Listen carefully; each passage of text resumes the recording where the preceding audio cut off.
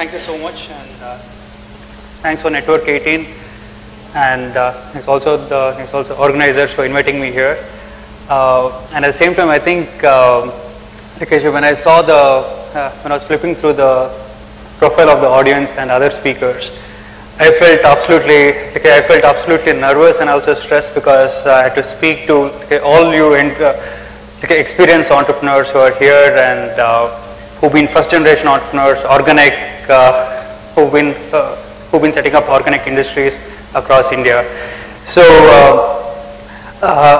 with this, I thought I would actually share with my own story and those hurdles which I faced. And at the same time,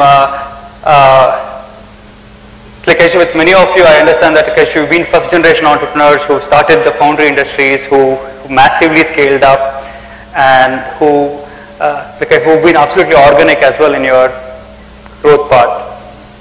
So it was exactly almost on the similar lines when I started the company as well. I was a first generation entrepreneur. My father used to work for the armed forces as a scientist. And at the same time, as you saw in the video, the monthly pocket money in our family, which we had, was 15 rupees. And I had an elder sibling who was 5 years elder to me by age. So in our family, we had this rule that's similar to a video game. So that is, as and when you move up your academic ladder, the pocket money would also increase. So in my family, my elder brother, he was in his engineering. So his pocket money was about 150 rupees per month. Because my dad had this kind of misconception that if you're studying engineering, in that case, he needs to spend more, he would have more activities. And when I'm in my school, so I was in my 9th grade, it was exactly 14 years from now, I was studying in a school, it was called Air Force School in Bangalore. And next, at the same time, at our home, we didn't have a PC or we didn't have access to the internet. So at my school, I had all my friends who were from well-off families. They had access to the internet or computers. So actually, it was one day when my friends started to show off in front of me that they all had an email address and I didn't have one. So I slightly felt humiliated and I felt, wow, okay, now I also have to show to my friends that even I could have an email address. And I knew that I can't walk up to my dad and ask him to buy me a laptop or a computer. So the only thing I could have asked is to ask my brother if he can accompany me to an internet shop. And so in his case, if he visits the internet shop, my dad would subsidize his visit to internet shop because he thinks engineering students may have to have access to internet. So I was allowed to accompany him to an internet shop. I had my first email account, and I still remember that as with that excitement of having an email account. Next day morning, I went back to my school, and before the first class started, I went up to the blackboard to mention my email address with its username and the password. So I had a misconception that if anyone needs to send me an email, I should also share my password because I have to log on to my own mailbox and send me an email. So it was a basic knowledge with what I started off with. And I certainly became the laughingstock of my school. All my friends were making fun of me, and that's exactly when I felt that I should do something. I had to show off to that. I could upskill myself, and I'm able to build something on my own. I didn't know that I would ever become an entrepreneur. I would opt to become an entrepreneur. So I felt that I had to visit the internet shop again, and I happened to realize that if I had to surf even for 1 hour, I had to pay 100 rupees per hour because those days, about 14 years back, of course, internet was exorbitant. It was like about 100 rupees for an hour for a high-speed internet access, and the pocket money I had was like 15 rupees per month. So, and at the same time, I'm not somebody who saves the pocket money in a piggy bank and could use it after 6 months. So I happened to realize that the same internet shop which was in my neighborhood was not open from 1 a.m. like 1 p.m. to 4 p.m. in the afternoon because the shop owner used to shut down his shop for his lunch break. And at the same time, when I was cycling back home, I saw that, okay, I see this shop every day. It's actually not open for his lunch. So I thought probably I could ask the shop owner in case if I could operate the shop when he steps out for lunch. In exchange, I would use the internet for free of cost. And next, I knew that is 99% of the time the shop owner would certainly say no to me because I'm young and he wouldn't want a school kid to operate his shop when he goes for his lunch.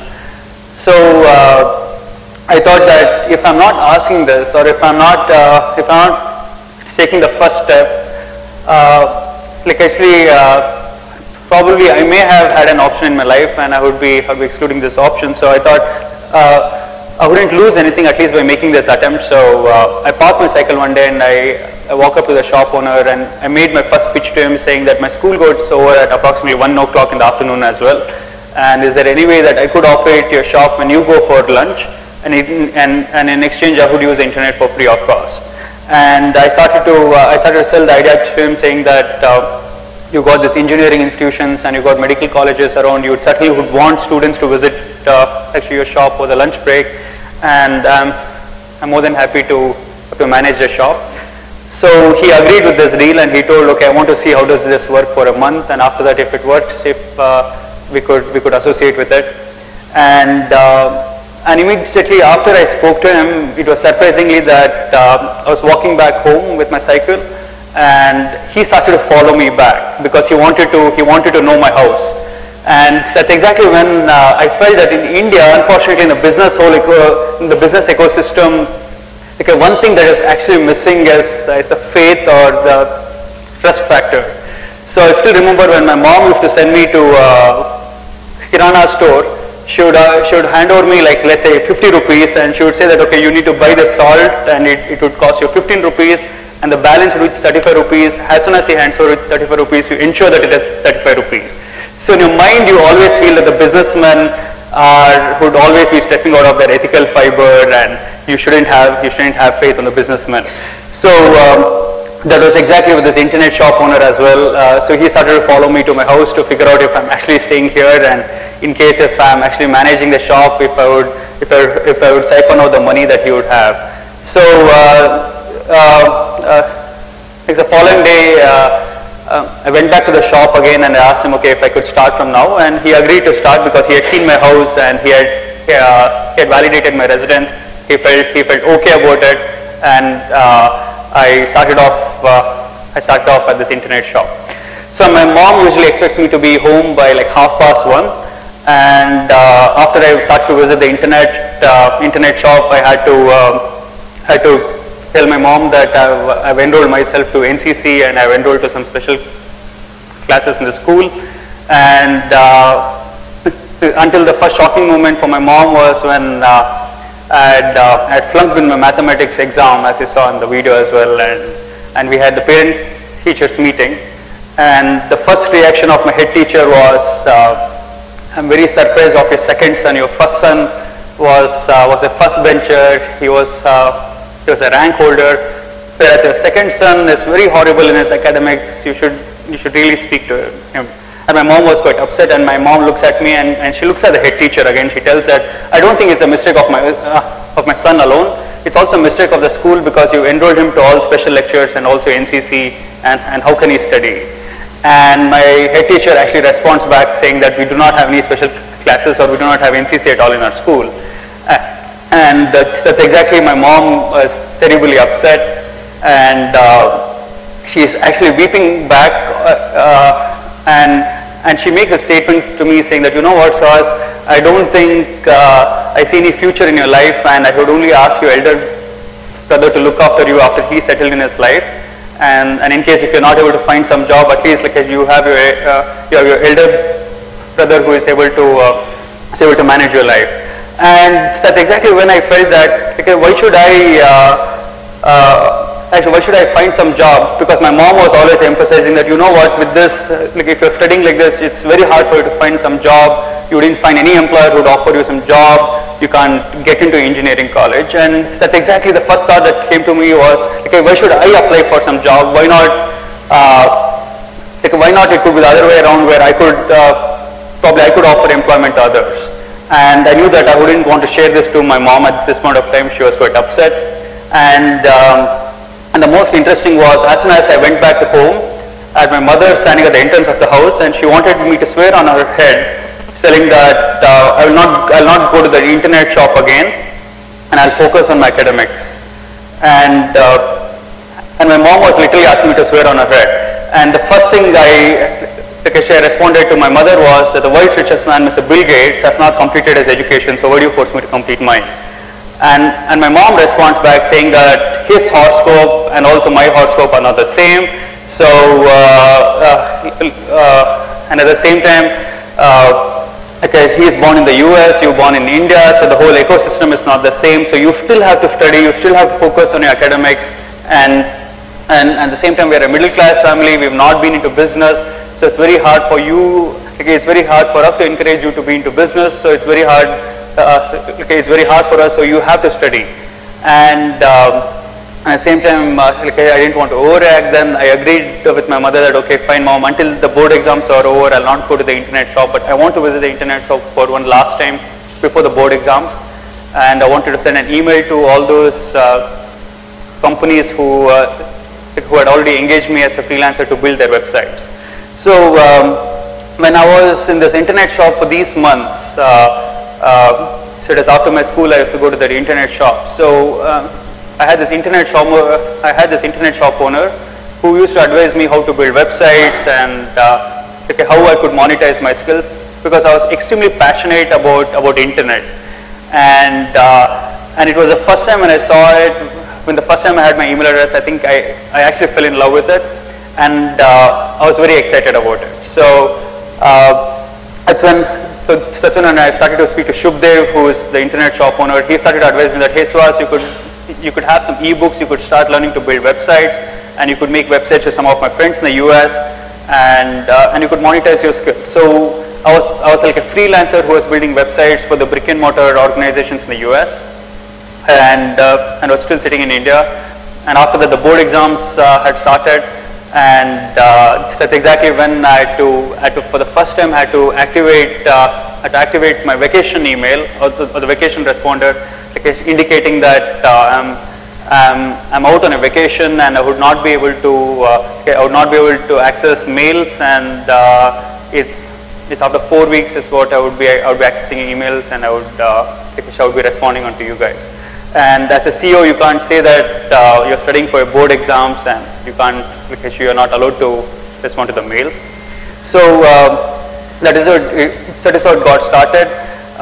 There was one incident in my life which actually triggered me to become an entrepreneur and to incorporate my firm. It was when I was a freelancer. I was building websites to these individual firms in the US, and I had one interesting organization. It was called Network Solutions Incorporated. They wanted to empanel few freelancers, and they'd asked applicants to email their CVs to them. So in case if we are shortlisted, we would be one of the empaneled freelancers. So if they have any kind of web designing or web development project, they would outsource it to us. So as a freelancer, I'd never made my CV at all, and it was the first time I was asked to make a CV in my life.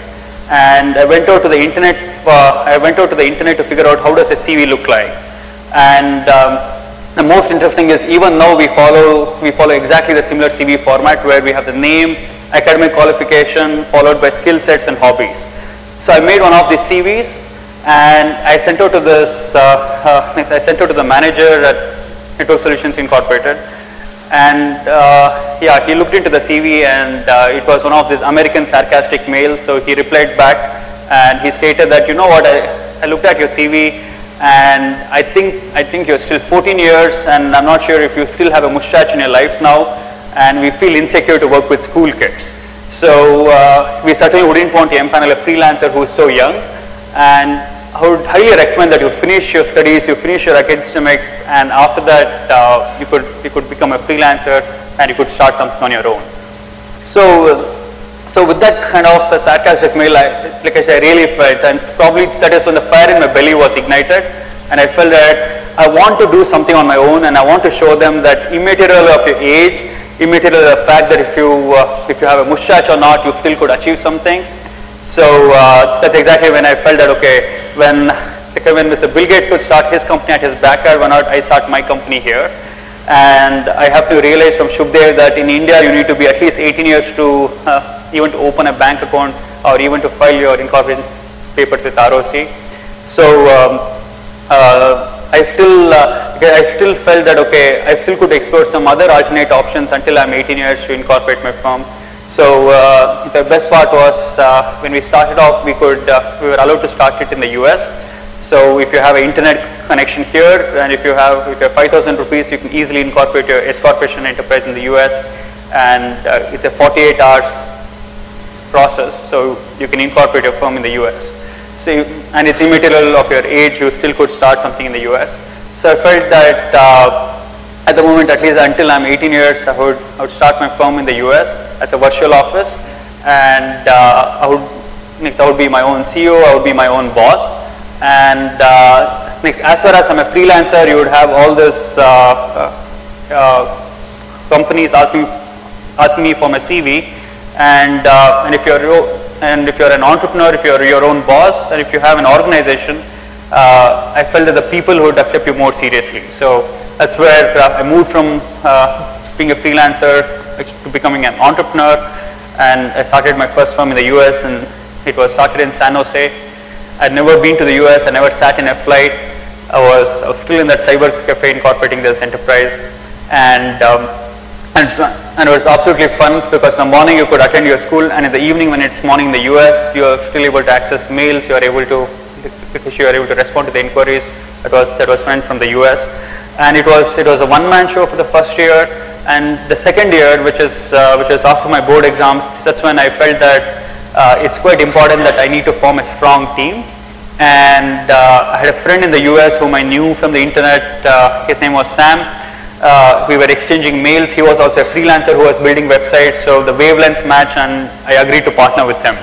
So he was, I think, about 6 years elder to me by age, and I asked Sam that if he would like to associate with me, and if he would like to partner in the business. He agreed to be a partner. And at the same time, he was the one who was made in charge for all the sales activities within the US, who was outsourcing the projects to me. There was one incident that so partnership went on well for 6 months. We opened up a bank account in the US. I asked Sam to manage the bank accounts, and there was one incident in my life where it was from Shubdev. So he walked up to me and he told that, how could you partner with somebody whom you have not seen in your life? And how could you have faith on him?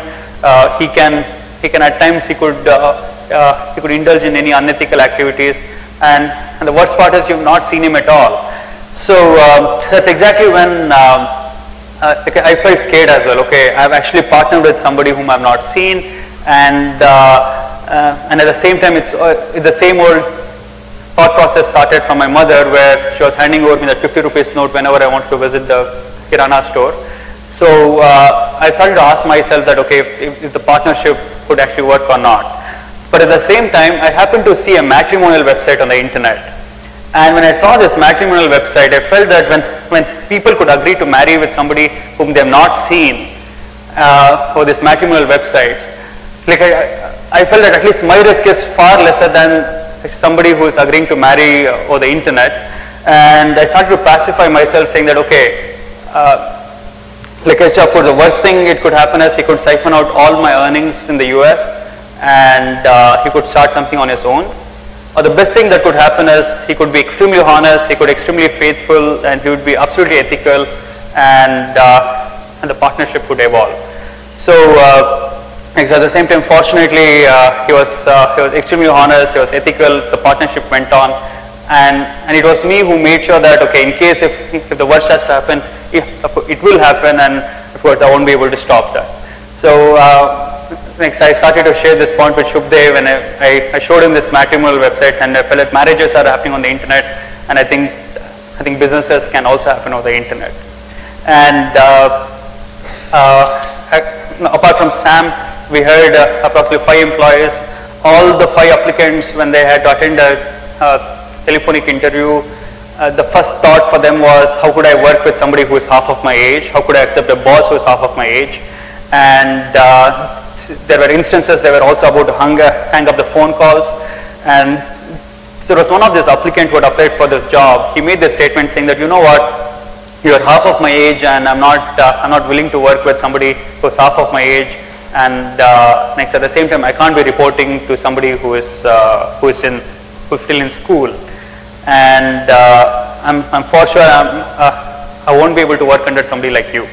So he was about to hang up the phone call, and one of the message I made to him was, I didn't want you to hang up that phone call, and I want you to hear me out for the last time. In our company, we'll follow a flat hierarchical system, so we will not have anyone as a boss or a subordinate. And in any organization, you're actually not working under the boss, but you're actually working with the boss. So I wouldn't want you to use the word as under, but it's always with. And I think that is one point which really triggered him, and I have no idea what happened after the call, but after a few hours he sends me an email saying, okay, I'm willing to accept this offer, and I would like to accept this job. So we had approximately 5 employees in our second year of operations, and we started to scale up. When I'm speaking to anybody from the manufacturing industry or especially from the foundry industry, I happen to recall one of these incidents I went under, and it was one of the most interesting incidents of my life, which taught me about importance of ethics, values, and also the importance to evaluate opportunities.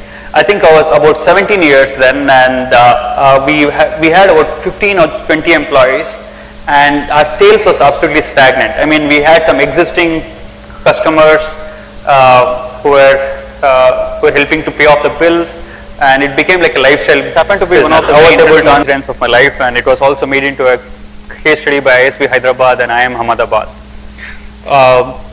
Our sales was absolutely very low. I mean, we were still making money. We still had some approximately 5 accounts in the US who were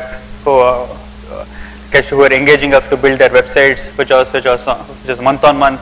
We had 15 employees, and so there was actually one incident where I felt that if we are not able to increase the sales, our company would start becoming absolutely obsolete, and there is also an absolute high risk of me losing my existing customers as well. It's not that I'm actually married to my existing customers that they have to stick to me. There can be occasions where my existing customers would go bust, or they may start exploring other options as well. So I started to I felt that okay, I have to start some aggressive marketing strategies, and I felt that the most kind of a simple one is to start a bootstrap campaign. So when we say a bootstrap sales campaign, it's like it could be as simple as you send out an email for free of cost to all the prospects whom you think would be interested to engage your services. So I made those list of some of the manufacturing companies in the US who were mainly in Michigan and also Chicago belt, who were manufacturing machine tools, and it also included some of the foundries as well, whom I sent an email. And I sent them an email saying that, hey guys, I'm happy to build websites for you. Are you interested in engaging me to build a website? And majority of them had no websites at all. And the best part was they sent me one response saying that, you know what, we wouldn't want to have a website because for the past 50 years we are a family-run business, and for the past 50 years we are able to achieve our sales targets. We are in fact exceeding our sales targets, so I don't need a website. So because all of them were also in a similar mindset that they're happy with their existing accounts and they're able to earn the profits year on year. So that's when I felt that okay, in case if all these customers, the prospective customers would feel that they wouldn't want to invest on a website, our sales would go down, and at the same time there is also one high risk of my company also on the rocks. So I went out to the internet and I accessed this yellow pages on the internet. So we've got similar yellow pages we've got on the internet, and I made a wild search called as machine tool manufacturers or foundries. And the best part of this business listing is that you would find all the manufacturers and foundries listed in it. And if they have a website, it shows up their website address. If they don't have a website, it shows up their email address and their phone numbers. So next, again, 70 to 80% of them had no websites at all. So I picked up the email addresses of the managing directors of these firms, or the CEOs of these companies who were having email accounts in any of the free mail services. It could be the Yahoo or Hotmail.com. So next I signed up for an anonymous email account. It was by the name called Michael, and from this Michael's email address I sent an email to all these foundries, managing directors and CEOs of these companies which are into manufacturing who didn't have a website. I sent them an email saying that, hey guys, I'm interested to import your machine tools, or I'm interested to import your product. I would like to have a look at your website. Would you please send me your website link? So all these customers whom I wanted to approach, or the prospective customers who received the email from so-called Michael, I saw this mail and they were slightly stunned, and they actually sent back an email back to Michael saying that, my apologies Michael, we do not have a website, but we are one of the best American company. We've got all these awards, and these are the PDF about our company's history and profile. So they started to send me a few attachments about their own organization, and I again sent back an email with Michael's mail account, indicating that if you've not got a website, you don't meet my supplier standards, so we don't work with your company. So I wanted all of them to face my rejection, because when I send them an email, I had to face their rejection. So I sent them the rejection with the name called Michael, and with the whole intent that I wanted them to understand the importance of having a website, because you still could make a sale while you're sleeping, and you need not have to invest much on having a sales force or a marketing effort. And after a few weeks, I sent an email, I sent a sales email from my own email address, and I asked them if they are interested to have a website. I could make a website for $500 US, and I'm happy to build a website. I'm happy to build a website in about a week's time. So all these companies which received my mail, they started to reply back that I don't mind spending more money with you, but I need a website in the next 48 hours because I've got some opportunities in hand. And at the same time, we used to build like 5 websites. We only had 5 accounts. Our sales amplified. We started to build about 50 websites, and next even the maintenance contract increased, which meant that our headcount also increased. And when our headcount increased, our bottom line increased. It allowed us to innovate more. It allowed us to build new services, offer new services. So like only from building websites, we started to enter into e-commerce domain. We started to enter into mobile applications. We started to enter into enterprise software applications. And next, with this incident, of course, I made money. We were able to increase sales. We were able to offer more employment. But at the same time, of course, most interesting was after adopting the strategy, I think after a few months, I still used to have the sleepless night. It was the same sleepless night, like the way when our sales was down. I still used to have the sleepless night, and the sleepless night was for the only reason is that at times I felt that, okay, I may have stepped out of my ethical framework or the ethical fiber, and I've sent them a fake email with the mail account of Michael, and if they ever actually find out, I would lose my reputation, and the organization's reputation would be at stake. So I felt that, okay, I have nothing to lose, but I would send them an email actually apologizing that it was me who sent them an email. So it was about 80 email addresses to whom I had sent this kind of fake email by the mail account called Michael. To all the 80 of them, I sent an email telling that it was me who sent that email, and it's my apologies for causing any inconvenience, but the intent was that I wanted you to understand that it's important for you to have a website, because it's easier for you to export, it's easier for you to operate, and it's easier for you to scale up as well, and with a minimal investment. Of course, many of those respondents or recipients of my email had agreed to this, of my explanation. They felt, okay, fine, we completely agree, we subscribe to it. And there are also some of them who were upset about it, and to them I told that if you're very upset, I'm happy to build this website for free of cost, or I'm happy to refund the money that you guys have paid.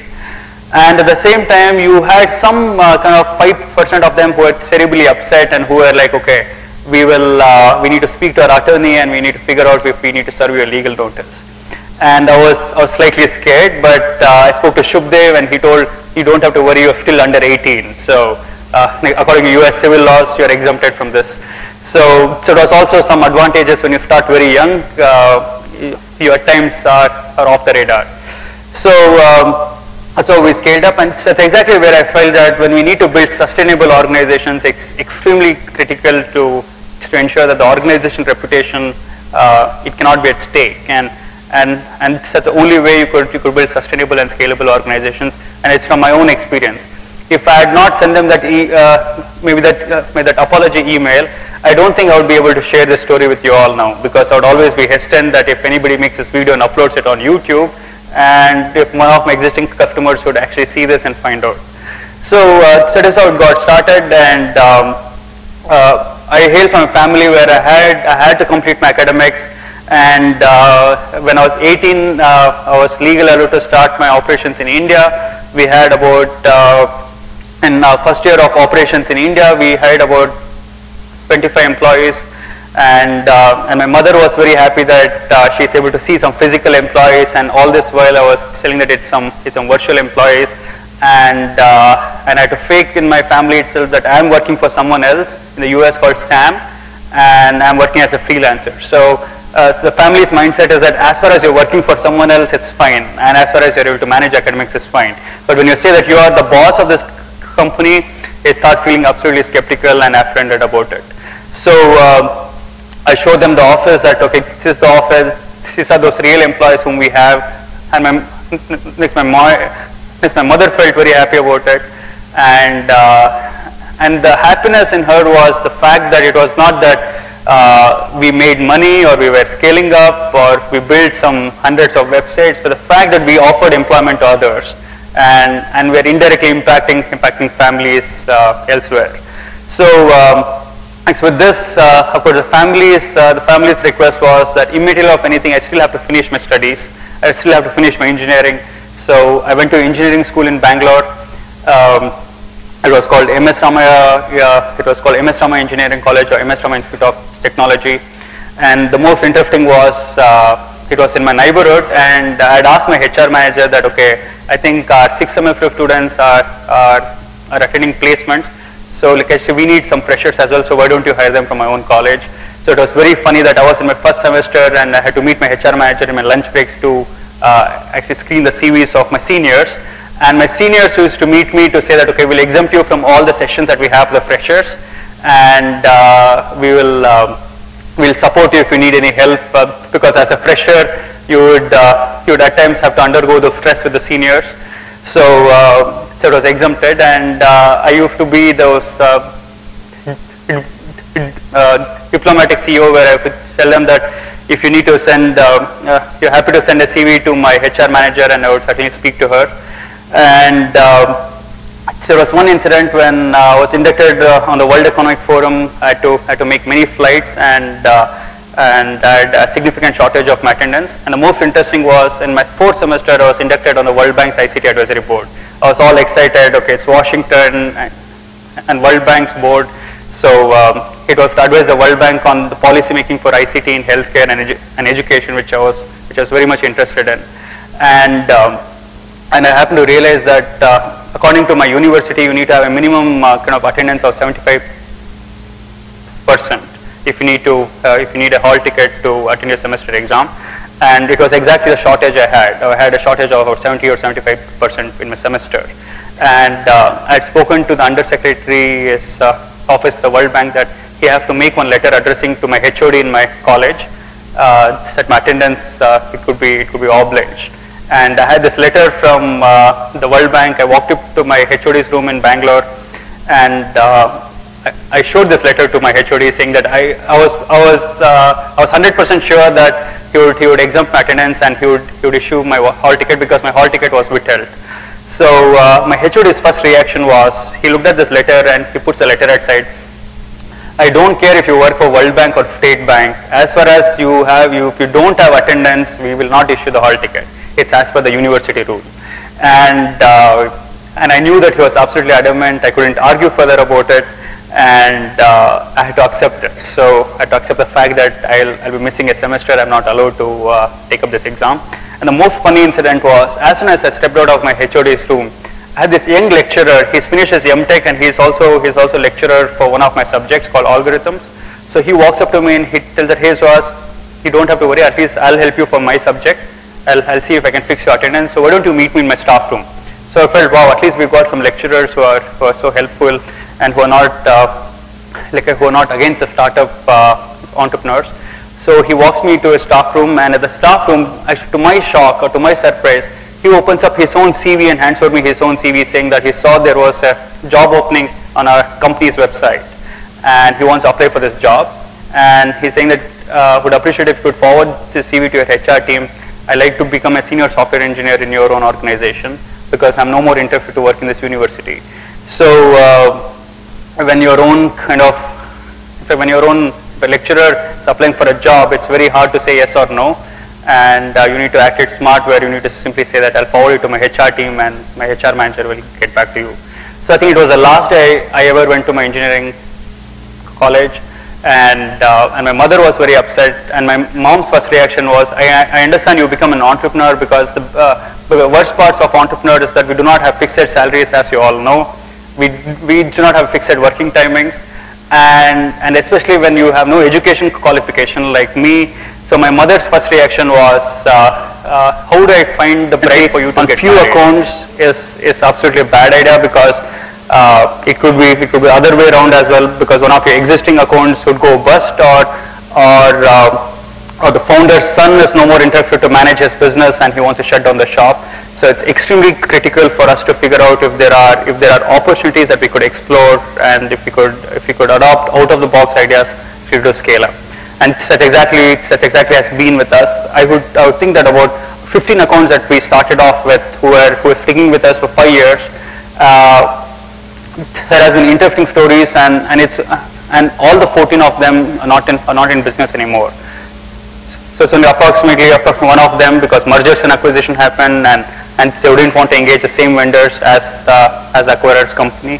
So that's been it. And the most important is always have the fire in the belly. So that's extremely important for me. I think most interesting is it's been 14 years of me running the show, and I think the most exciting for me is that every day when I actually walk out of the office, I know that it's the same office, it's many times the same faces which I see, and it's also similar the same services. But I feel that the most exciting part for me is that in spite of me sacrificing my student life and the youth life, I think the most exciting is the fact that I've been able to offer employment to others and make impact. And that's exactly been amazing with your industry, and who've been offering employment to thousands of employees. And the best part with your industry is that it's not this knowledge-based industry. So you can massively offer many more employment, and indirectly are impacting families. So I think the focus has to be on innovation, and if we could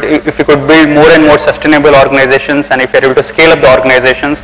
And the most interesting is that we as entrepreneurs, we should not be satisfied with our own business, because I would like to share one last kind of experience when I was in the World Economic Forum, when I had to meet Mr. Bill Gates. As a personality, I've always been introvert. So which means that when I'm in a flight or when I'm in an airport, it's very hard for me to start a conversation with somebody who's sitting next to me. So it's a business life which has actually made me extrovert. And this incident happened when I had to meet Mr. Bill Gates. I knew that he was my role model, and he's somebody whom I looked up to. And he was speaking in one of the sessions like this. And after the session, his bodyguards immediately escorted him to the washroom. And he went to the washroom, and the bodyguards were standing outside. It was a public washroom at the hotel. So next, I knew that immediately after the washroom, he would again be escorted to his car, and he would vanish. So I felt that it's a similar incident like the internet shop. I had these two options.